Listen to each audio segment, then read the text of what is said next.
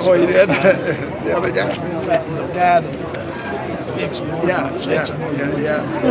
Congratulations, you guys. Thank you. I said, they owed you guys. I guess they owed you guys that photo after Breeders' Cup Day, huh? Well, that's right. That's right. Did you have any question about it watching it? Did you feel sure this time, yeah, you did win, or did you have? Oh, yeah, there wasn't no question about it. He was right on the wire. We were on the 4th floor. We decided to get up there, way up there, so we could see the whole thing, and we were on the 4th floor. He was right on the wire. I was down about 10 yards, but just from the way Lewis was riding, I felt we won it. It's about a head, isn't it? I didn't see it. I thought it was comfortable. It's a little more than that. Yeah. Mr. Horton, could you good tell enough. us what this means to you and with this year, with this horse? Well, it's a lifelong dream. This is what I've been waiting on, and I'm finally getting it. So I'm real tickled.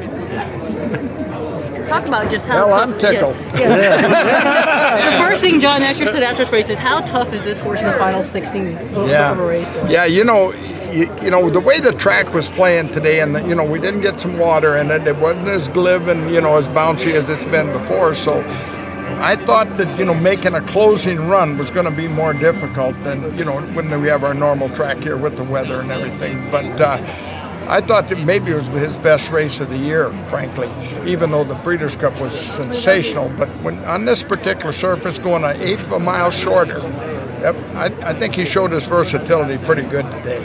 So, Coach, was this your game plan, and was this how you kind of thought it would play out? Just exactly. At the 8th pole, did you think you could catch him? I thought we would. I mean, I was standing with my grandson Brady, and he started hollering, he's coming. But like I said to Willis, I said, I think we need every yard. But he's gotten the idea now. He's a classy horse, and he's gotten the idea of getting up, and he seems to know where the wire is. And that the last 4 strides, you could see he really, I don't know what they measured, but they were long. Those strides. But you were saying you didn't want to see the end of the season here. Yeah. I said that earlier in the week. I said, hell, I wish it'd be, maybe is there something in December we can run? But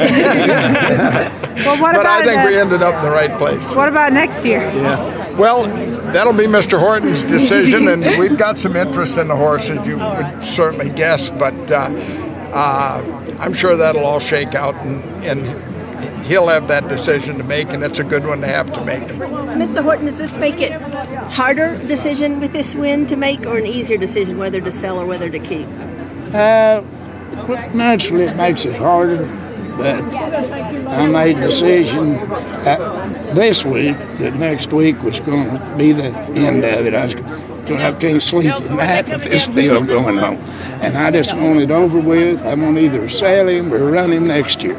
And I hope I get to keep part of him and get to run him next year. That's my plan. One of the things here, his decision to run, it works both ways. We're standing here in the glow of a win, but, we could have got beat today, and that would have, maybe made it more difficult for the voters, made it more difficult for, a syndication of someplace down the road. So that was a pretty ballsy move. We stepped right up here and got it done.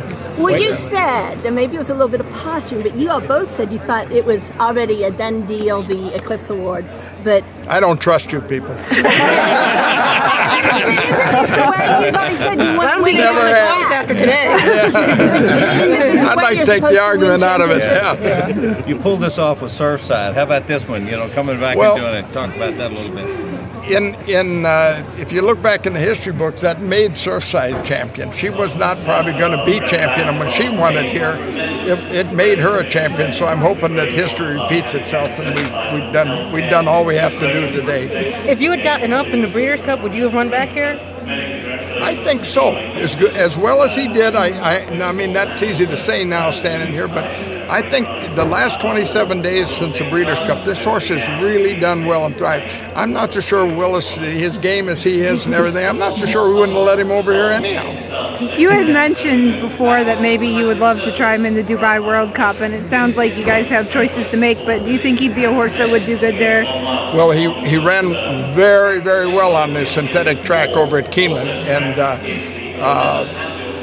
That's a lot of money and a lot of prestige, but that's down the road, and a lot of discussion I'm sure will go into that. But we're going to look at all of those: the Santa Anita Handicap, the Don, the Arkansas, the Oaklawn Handicap, the Gold Cup. We'll look at them all. It's rare in this day and age. I mean, this is his 11th start this year to have a 3-year-old this many outs and still progressing to get this good. Just what does that say about just his overall constitution? A damn good horse and a good trainer and a good owner. Ray, a year ago tomorrow, he ran in the Kentucky Jockey Club and he was well beaten. Is there any moral there? Or? Well, he was a big rangy horse that was still trying to find himself. Actually, one of his best races. We did the right thing. We had him pointed for the Kentucky Derby. I'll go to my grave believing that we could have won the Kentucky Derby. After that, it set him back a little. That little trip in the Derby didn't equate very good to the Preakness and the Belmont, which came up bang, bang. But then we had a little time to get him right again. And the rest is... I'd like to run the Kentucky Derby over again, with all respect to Shug and Orb and Stewart, Danny, and the Phippses. But I really think that we had a great shot at it that day. Just get Verrazano out of the way. Yeah, he's glad he's running in New York tomorrow. Yeah, let him run there.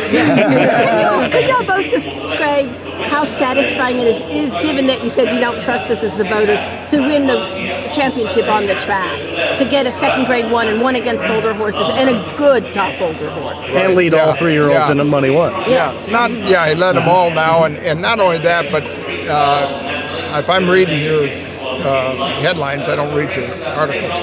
But if I'm reading your headlines right, Game on Dude is in the contention for Horse of the Year. And if that's the case, Bob has talked about it and everything. If that's the case, we just beat a damn nice horse. We did beat a nice horse today. Yeah. We beat a damn good horse. You've made a career of doing things unconventionally, but would you ever thought you would have a champion, a 3-year-old champion, that would run in each Triple Crown race and for whatever reasons not hit the board and still be champion? I mean, it's never happened.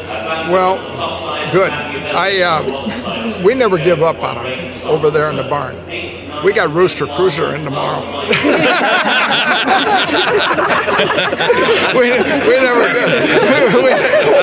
never give up on them. We keep trying. Genius. I told John Court when we saddled Rooster Cruiser, you got beat 28-29. I said, if you win this, I said, you're going to get the Eclipse. And he won it. So when we came in the winner's circle, he said to his wife, get ready, honey, we're going to the Eclipse.